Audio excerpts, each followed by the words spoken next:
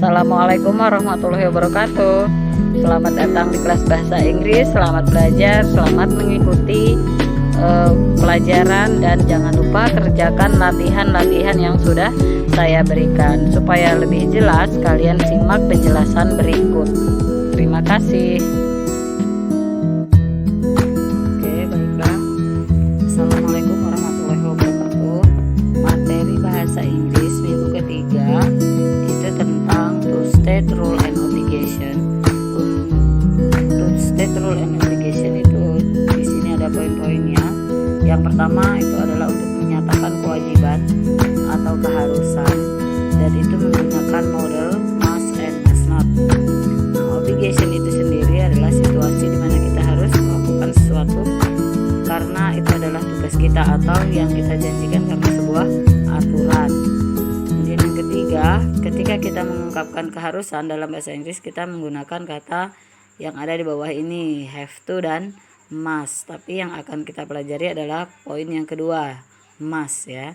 Nah, di sini struktur or obligation atau rumusnya subject plus must plus verb one, atau subject plus must be plus adjective noun atau adverb ya. Nah, di sini contohnya have to, harus, yaitu tadi merupakan model verb yang dipergunakan untuk menunjukkan yang kita harus lakukan. Contoh, do we have to bring a plant for our schoolyard? Artinya, apakah kita harus membawa tumbuhan atau tanaman untuk halaman sekolah kita? Nah, itu berarti menunjukkan keharusan. Apakah kita harus? Seperti itu. Do you have to go? Apakah kita harus pergi? Apakah kamu harus pergi? Nah, seperti itu. Yang ketiga, I have to go school at 7 o'clock. Saya harus pergi ke sekolah jam 7 tepat. Nah, di sini yang kedua, must. Di dalam obligation, kata must dipergunakan untuk menyatakan sesuatu yang harus dilakukan. Biasanya berhubungan dengan aturan. Nah, ini yang akan kita pelajari lebih detail ya. Nah, must di sini misalnya sebuah aturan atau kewajiban seperti itu ya. Memang harus ditepati, dan jika kita tidak ditepati, itu biasanya akan ada sanksi jika peraturan tersebut dilanggar. Contoh, all student must wear uniform. Semua siswa harus menggunakan seragam. Berarti kalau tidak pakai seragam itu dikenakan sanksi. And then the second, you must speak louder, I can hear you. Yang kedua, kamu harus berbicara lebih keras, saya tidak bisa mendengarkanmu. Ya, sampai di sini apakah ada pertanyaan? Silahkan kalian diskusikan dengan teman kalian, bisa melalui WA group atau WA pribadi ibu ya. Nah, di buku kalian itu juga ada di halaman 40, 41 dan 42 ya. Bisa kita baca di halaman 40 itu ada teks we must wear uniform every day. Kita harus menggunakan seragam setiap hari ya. Ini peraturan yang ada di sekolah ya. Kemudian yang kedua, from Monday to Thursday we must wear the batik shirt ya. Dari Senin sampai Rabu kita harus menggunakan baju kemeja batik ya. The girl must wear a black skirt ya. Anak perempuan harus menggunakan rok hitam, and the boys must wear a pair of black pants. Dan kemudian anak laki-laki harus menggunakan seragam celana panjang hitam. On Friday, we must wear the school uniform. Pada hari Jumat, kita harus menggunakan seragam pramuka. Kemudian selanjutnya, we must wear proper shoes. Kita harus menggunakan sepatu. We must not wear sandals. Kita tidak boleh menggunakan sendal.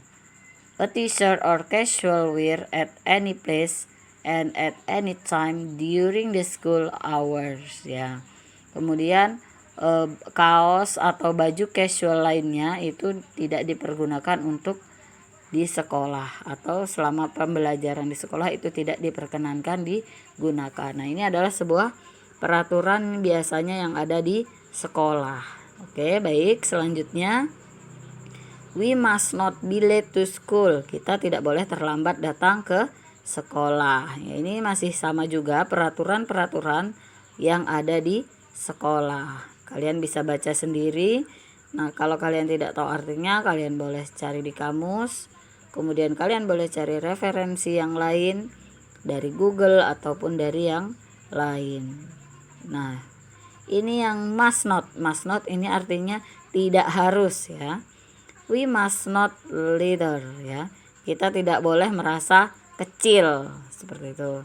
We must not write or draw anything on the desk and on the wall ya. Ini masih sama peraturan di sekolah juga.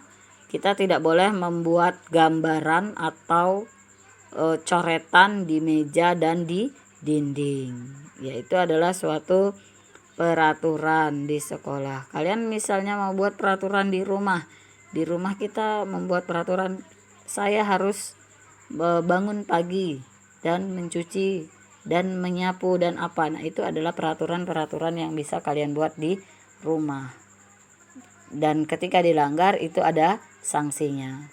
Baiklah, mungkin cukup sampai di sini. Jika ada pertanyaan jangan lupa didiskusikan. Dan kemudian bagaimana caranya supaya kalian itu mudah memahami belajar pada hari ini.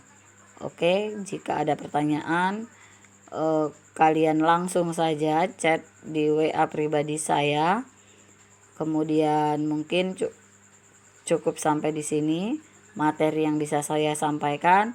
Jika materi ini terlalu cepat saya menyampaikannya, kalian bisa putar ulang video ini secara berulang-ulang. Saya akhiri. Wassalamualaikum warahmatullahi wabarakatuh.